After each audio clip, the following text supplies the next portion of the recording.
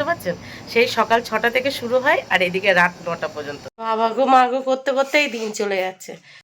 রোজ রোজ auto স্ট্যান্ডে অটোর problem, রোজ রোজ। ফুল ফুটেছে কুটুম তলায় কে।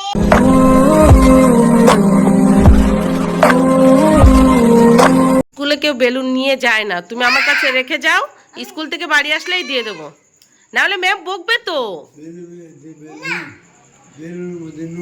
আচ্ছা গুড মর্নিং বলে দাও। কোথায় যাচ্ছ তুমি?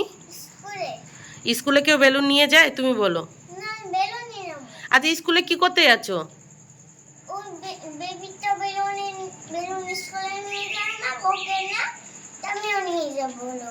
আচ্ছা স্কুলে তুমি কি করতে যাচ্ছ সেটা বলো আগে। পড়াশোনা করতে যাচ্ছ তো, তা বেলুন নিয়ে কি কাজ? তুমি বাড়ি রেখে যাও, এসেই আবার খেলা করবে, না হলে ম্যাম মারবে তো। কথা শুনবে না? দাও বেলুনটা দিয়ে যাও, বেলুনটা দিয়ে। তুমি তো একটাও কথা শুনছো না। চলো টাটা টাটা। যদি ম্যাম বকে না, তারপর বাড়ি এসে যখন বাবা তোমাকে আনতে যাবে, যদি বাবার কাছে কোনো অবজেকশন করে তোমার নামে, বাড়ি আসলে আমি তোমার পিটাবো।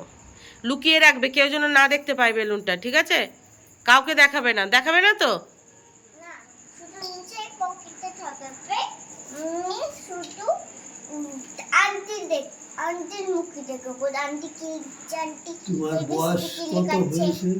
চলো ঠিক আছে টাটা। Good morning. তোমার হাতে কি নিয়ে যাচ্ছ? Hello friends, good morning. আরেকটা ফ্রেশ নিউ ব্লগে আপনাদের সবাইকে অনেক অনেক স্বাগত। কেমন আছেন আপনারা সবাই? আশা করি আপনারা সবাই অনেক ভালো আছেন। আমরাও আপাতত ভালো আছি আপনাদের আশীর্বাদে আর আমার গোপালের আশীর্বাদে। আজ বৃহস্পতিবার আর এখন বাজে সকাল 6:40, আর আজকের ব্লগটি আমি এখান থেকেই শুরু করছি। তো প্লিজ পুরো ভিডিওটি না কেটে দেখতে থাকবেন আর আমার সঙ্গে থাকবেন। ঘুম থেকে উঠেছি ওই সকাল 6টা নাগাদ। ঘুম থেকে উঠে সোজা রান্নাঘরে গিয়ে রান্নাঘরের কিছু কাজবাজ গুছিয়ে ঘরে এসে জবরদস্তি দুষ্টুকে ঘুম থেকে তুলে বাসি ঘরের সমস্ত কাজবাজ গুছিয়ে ওকে স্কুলের জন্য রেডি করে স্কুলের জন্য ছেড়ে ঘরে এসে মামামকে ঘুম থেকে তুলে তারপরে এই যে আপনাদের সামনে চলে এসেছি। আজকে মামামের স্কুল আছে, মিস্টার প্রতিদেবের অফিস আছে, আর মিস্টার প্রতিদেব অফিস থেকে আজ যাবে ওনার এক ছাত্রের বিয়ে বাড়িতে। তার উপরে বুঝতেই পারছেন না, বৃহস্পতিবার, সব মিলিয়ে সারাদিন প্রচুর কাজের চাপ আছে। তো আলাদা করে বলার কিছু নেই, আজকে সারাদিন যা যা করবো টুকিটাকি এখানেই শেয়ার করব, আপনারা দেখতেই পাবেন। তো সারাদিন দেখতে থাকুন আর আমার সঙ্গে থাকুন। আর আমি কি করি জানেন, প্রত্যেক দিন মানে ভাতের জন্য জল বসাই, জলটা গরম হলে সেখান থেকে 1 কাপ জল তুলে নিই, তারপরে গিয়ে চাল ধুয়ে চাল দিই। আর আজকে মামা ঘুম থেকে উঠতেই চাইছিল না। কটা দিন দেখছিলাম বোনের সাথে সাথে ওই সকাল 6টায় ঘুম থেকে উঠে যাচ্ছিল, আজকে উঠতেই চাইছিল না। এই একটু আগে জবরদস্তি ঘুম থেকে তুলেছি, কারণ ওর কটা দিন পরে পরীক্ষা আছে, ওকেও বই নিয়ে বসাতে হবে, সেই জন্য তুলে দিয়েছি, না হলে তুলতাম না এখন। তো এই যে আমার ফ্যাট কাটার মর্নিং ড্রিঙ্ক, 1 কাপ গরম জলে অ্যাপেল সাইডার মিশালাম, এটা খাবো, তারপর বাদবাকি কাজবাজগুলো ঝটপট করে গুছে নেব। বলুন তো এটা কি? এটা হলো লাউ। সকাল সকাল আমি ঘুম থেকে ওঠার আগে মিস্টার প্রতিদেব ঘুম থেকে উঠে এই লাউ কুচিয়ে দিয়ে গেছে, বলেছে মাছের মাথা দিয়ে লাউ ঘন্ট করতে। তো আমি ঘুম থেকে উঠে ফ্রিজ থেকে মাছটা বার করে রেখেছিলাম, সেটা বরফ ছেড়ে যাওয়ার পর এই যে এখন রান্নাঘরে এসে মাছগুলো ভেজে নিয়েছি, আর মাছের মাথাটাও সুন্দর করে লাল লাল করে ভেজে নিয়েছি। এই মাছের মাথা দিয়েই লাউ ঘন্ট করব, আর বাদবাকি মাছ দিয়ে পটল আলুর তরকারি করব। তবে আজকে চেষ্টা করব একদম অল্প তেল মশলায় রান্না করা। আমি সারা সপ্তাহ চেষ্টা করি একদম অল্প তেল মশলায় রান্না করার, তবে আজকে একটু বেশি কম তেল মশলা দেবো। তো যাই হোক, একদিকে পটল আলু বসিয়ে দিয়েছি আর একদিকে লাউ ঘন্ট হচ্ছে। আর এইদিকে মিস্টার প্রতিদেব দেখুন ফ্রিজ থেকে লাল শাক বার করে এই যে লাল শাক কাটতে বসে গেছে। সবজি কাটতে যে কি ভালোবাসে আপনাদেরকে কি বলবো। আমার শাশুড়ি মা যখন বেঁচে ছিল, আমার শাশুড়ি মার থেকে এগুলো শিখেছে। মানে শুধু সবজি কাটা না, রান্নাঘরের টুকিটাকি সমস্ত কাজবাজই কিন্তু মিস্টার প্রতিদেব পারে, যেগুলো উনি ওনার মাকে হেল্প করার সময় করতো, এখন আমাকে করে দেয়। আর দেখুন বাবা কাজ করছে আর বাবার পাশে বাবার মা বসে আছে, দেখেছেন? মা আর ছেলে মিলে সবজি কাটছে।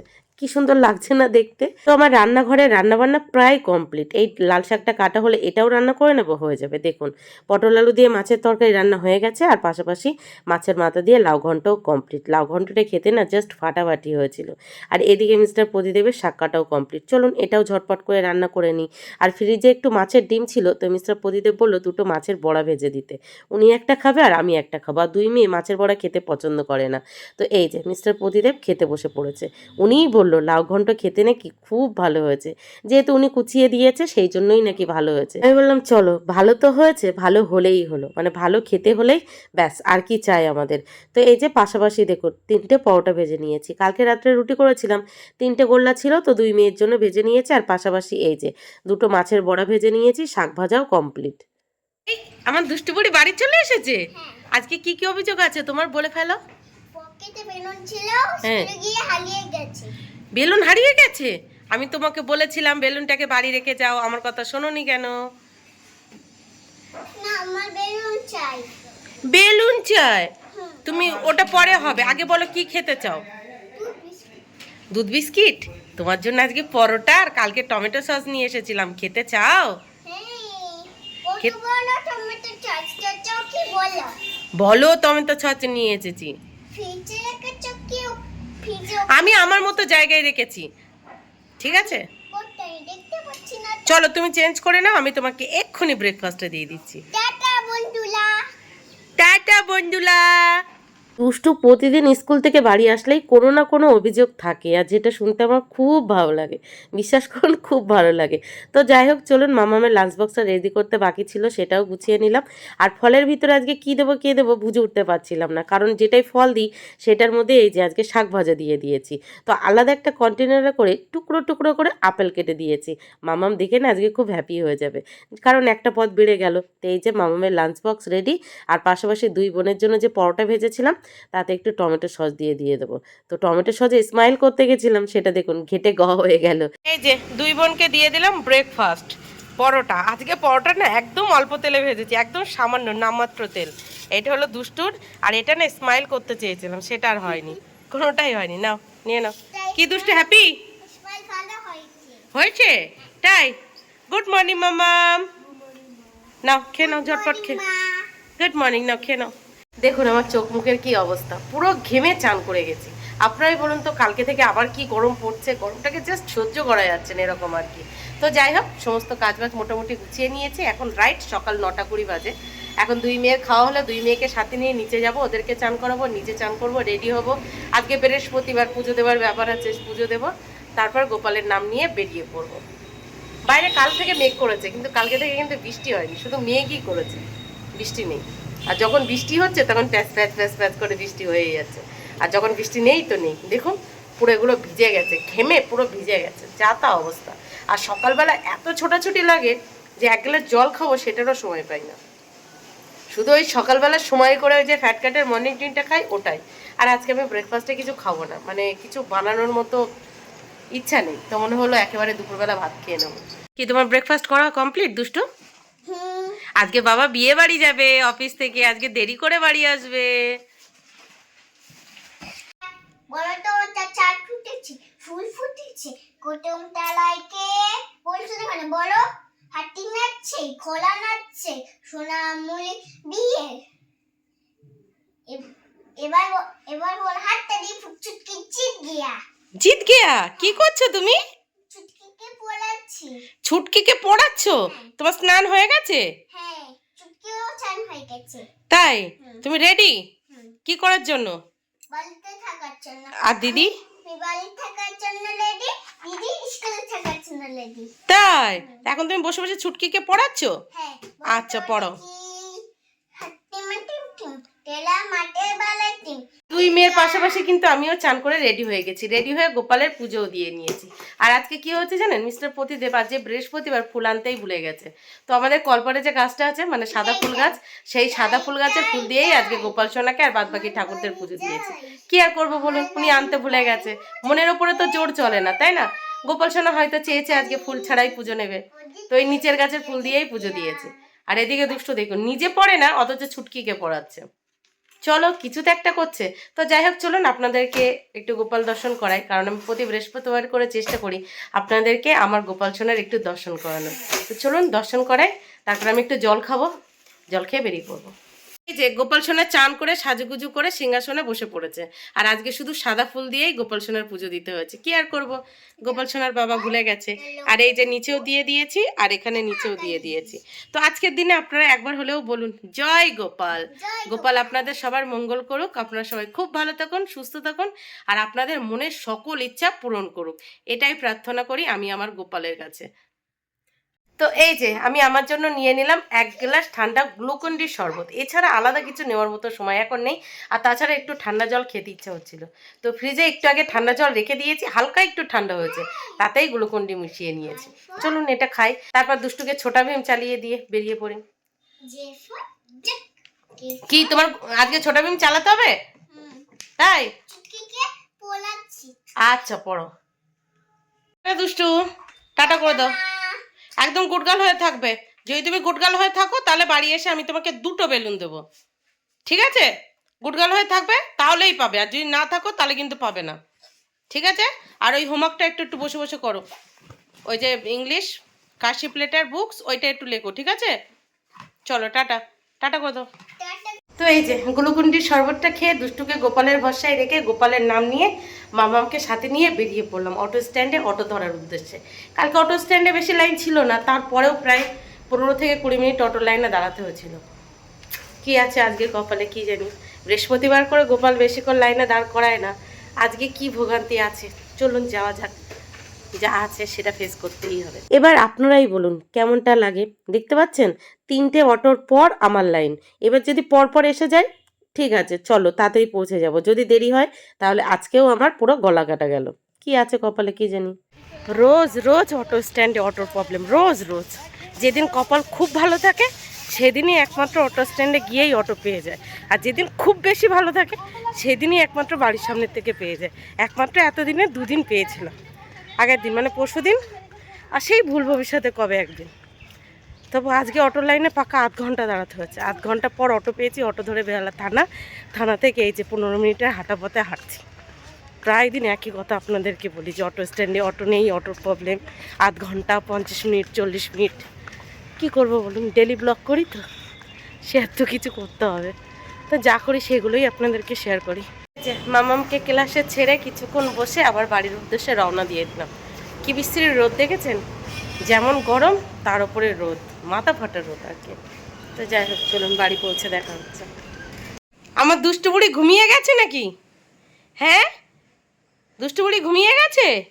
বাবা কি পড়াশুনো করেছে দেখুন, বই খাতা ছড়িয়ে বালিশ টালিশ নামিয়ে কি অবস্থা করেছে। চলো ঠিক আছে, আমার লক্ষ্মী মা তো, তাহলে কি করব আমি, আমার মা তো ঘুমিয়ে গেছে, আমার মা তো ঘুমিয়ে গেছে, তাহলে কি আমি আবার চলে যাবো? চলে যাবো, টাটা টাটা। বেলুন এনেছিলাম, তাহলে বেলুনটা কি করব? বেলুন কই, বেলুন কোথায় রেখেছিল? এই তো তুমি ঘুমাচ্ছিলে। কি করবে এখন, হোমওয়ার্ক করবে না ভাত খাবে আগে বলো? বেলুন খেলবো। বেলুন দিয়ে খেলবে? বেলুন কোথায় বেলুন রেখেছো? কই লিদ্দিমান, ও লিদ্দিমান, ওর মাথায় আজকেও পাগড়ি বেঁধে দিয়েছো? কই ঘোরা মুখটা, বাবা এ তো ঘুমাচ্ছে। এই আস্তে মা আস্তে, এখন ভাই ওপরে যাবে পুজো দিতে। সারপ্রাইজ চাই, চোখ বন্ধ করো, নাও। কতটা হ্যাপি হয়েছো? একটা বেলুন তো সকাল সকাল স্কুলে হারিয়ে ফেলেছো।